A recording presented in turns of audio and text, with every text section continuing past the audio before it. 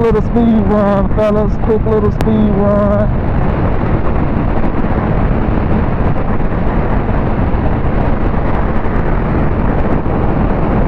Want to try to get it out of my system. How y'all doing out there today?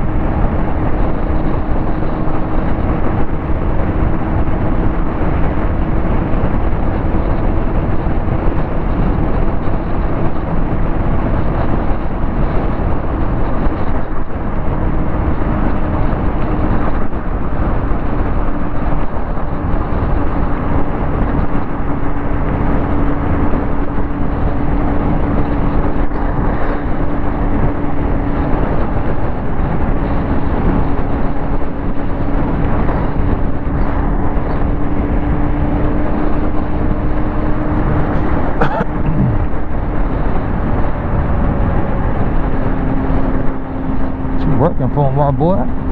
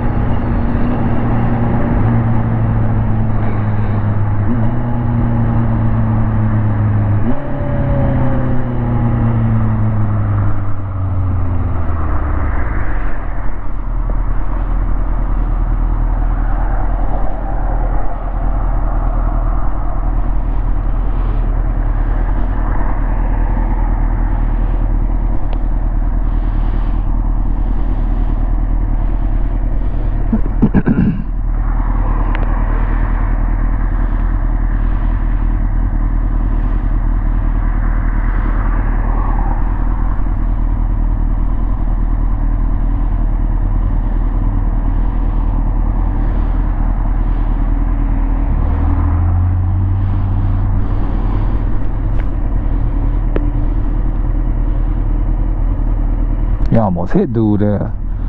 But dude bogus for walking in that street though too. Casually walking like this car won't pop your ass.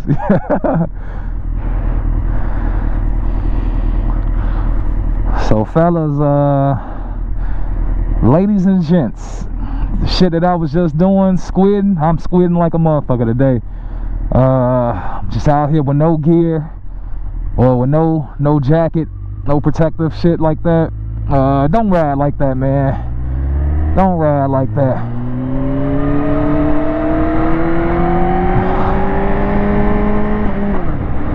No matter how experienced you are.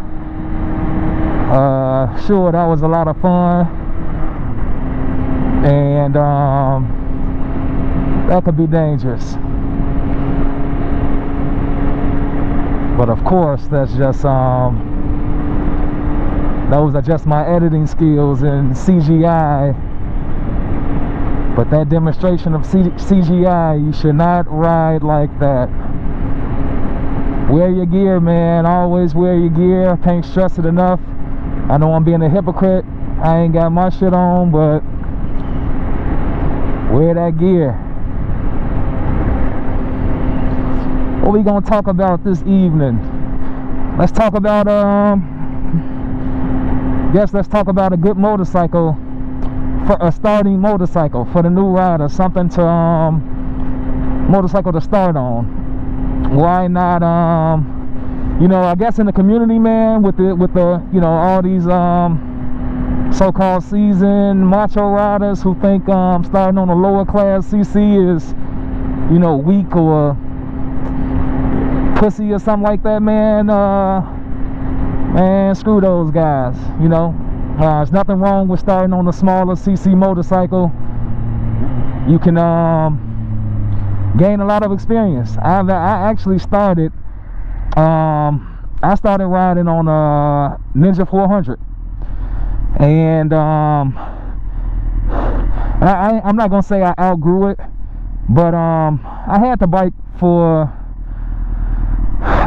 maybe about 4 years, and only rode it a season and a half, you know. But that first season, believe it or not, I'm in the Midwest in Chicago, and you know, our winters are long and our summers are fairly short. In that first season on that bike, I put 14,000 miles on that bike. I got a lot of practice, you know, on that bike.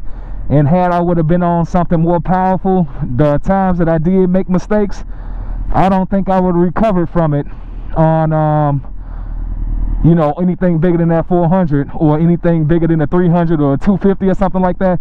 I might have gotten away with it on a 500, you know. Probably any parallel engine I could have you know, I could have I'm sorry, y'all, I'm saying I'm focusing on the light and all type of other stuff, but on any parallel engine I probably could have got away with those mistakes I made.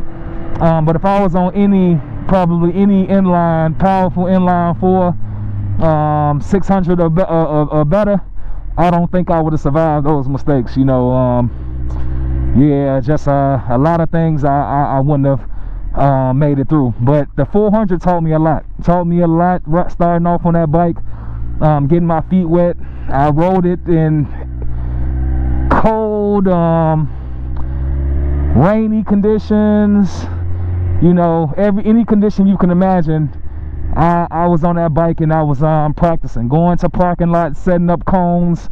I really spent a lot of time practicing on that bike, trying to hone my skills in, and I think it transferred nicely. You know, that next season I ended up getting the 2001 CBR 929, slightly modified. The motor was performance camshaft. Had a performance cam on there, poured and polished cylinders. I think it was fast. It was ported out to probably about, it was a 929. I think it was about ported out to about a 10 something, 1020 That thing was pretty damn fast. But yeah, man, you can definitely start on something small and work your way up. I just got to Walgreens. I gotta grab me some ice cream. Haagen-Dazs butter pecan. Don't judge me. We'll get back to this conversation in 1 second.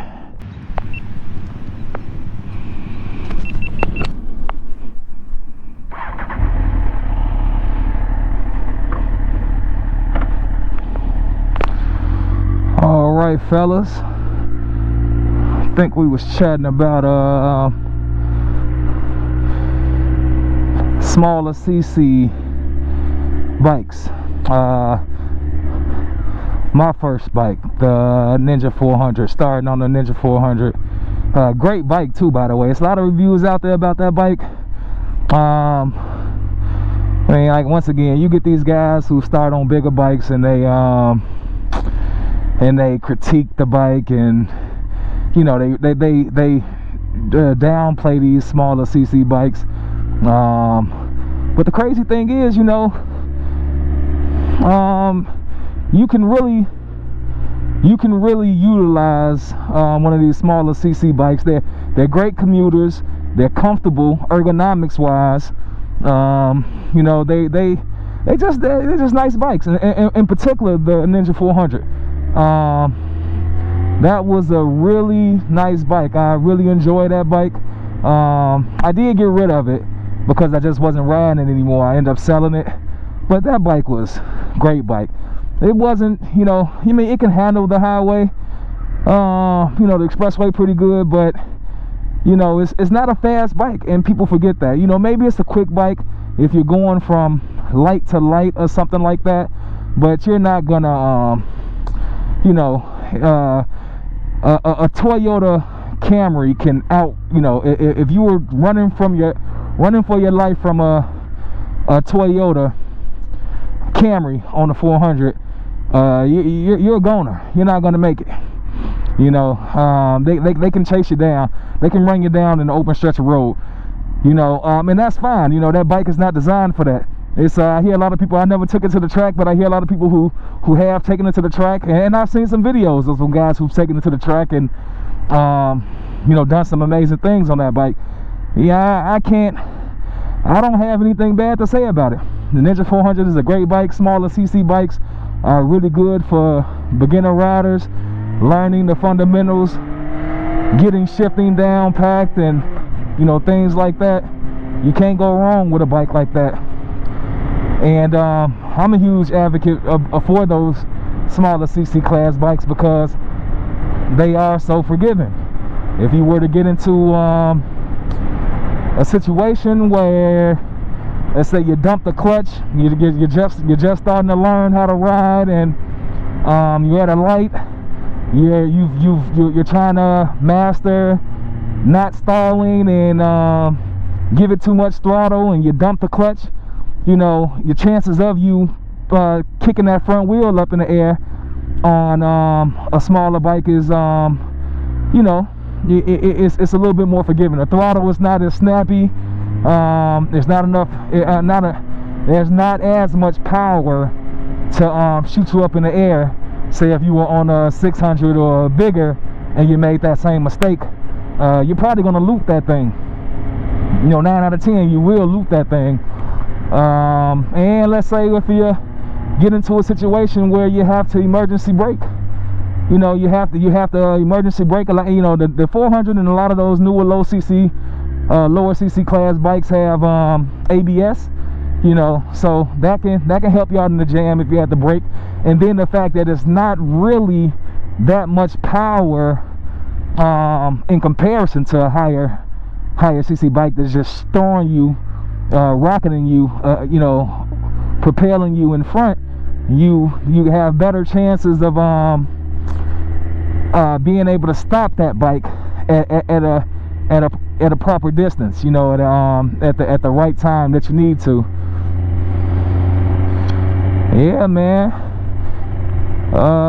Don't fall for the macho stuff. You know, it's a lot of it's a lot of stuff out on YouTube that kind of glorifies or glamorizes fast riding and, you know, shit like that. A lot of those videos, I suspect, are highly edited to make them look like they're going faster than what they are.